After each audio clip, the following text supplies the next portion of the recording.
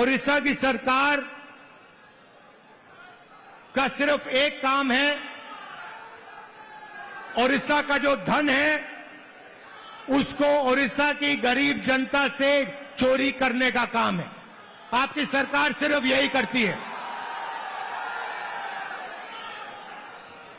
पहले बीजेडी की सरकार ये करती आई, अब बीजेपी की सरकार यही काम कर रही है।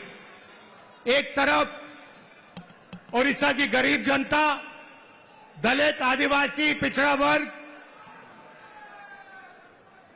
कमजोर लोग, किसान, मजदूर, और दूसरी तरफ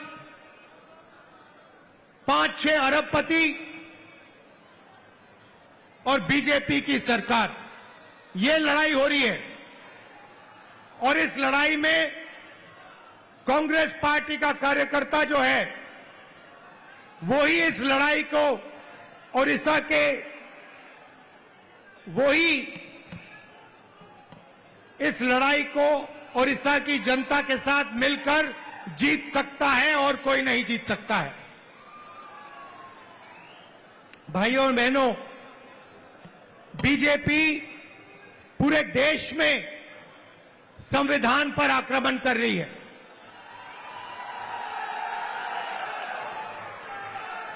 जहां भी हम देखते हैं संविधान पर बीजेपी के लोग आक्रमण कर रहे हैं। कल मैं बिहार में था और बिहार में जैसे महाराष्ट्र में चुनाव चोरी किया गया, वैसे ही बिहार में चुनाव चोरी करने की कोशिश की जा रही है।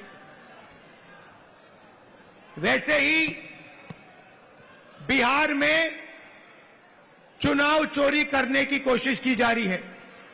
और चुनाव चोरी करने के लिए इलेक्शन कमीशन ने नई साजिश शुरू की है।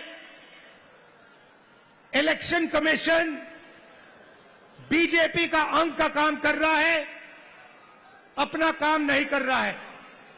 महाराष्ट्र में लोकसभा और विधानसभा के बीच में 1 करोड़ नए वोटर आ गए। आज तक किसी को नहीं मालूम ये वोटर कौन थे और कहां से आए। हमने इलेक्शन कमीशन से एक बार नहीं, अनेक बार कहा है, आप हमें वोटर लिस्ट दीजिए, आप हमें वीडियोग्राफी दीजिए। इलेक्शन कमीशन नहीं देता है। और जो चोरी महाराष्ट्र में हुई, वही चोरी फिर से ये लोग बिहार में करने जा रहे हैं।